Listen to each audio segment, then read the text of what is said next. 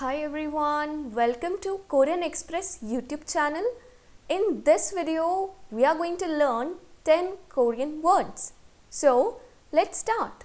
First one is the Korean word for neighbor, and that is 이웃. 이웃. Okay, next comes the Korean word for scissors, and that is 가위. 가위. Now let's see the Korean word for dictionary, and that is 사전. 사전. Next comes the Korean word for sugar, and that is 설탕. 설탕.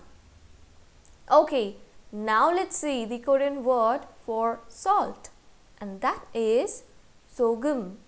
소금. Now comes the Korean word for garden, and that is 정원. 정원.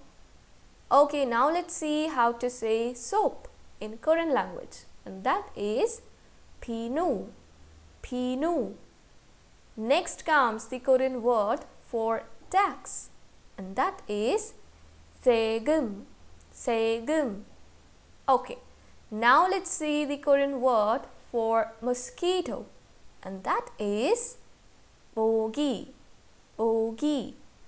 And the last one is the Korean word for calendar, and that is 달력. 달력.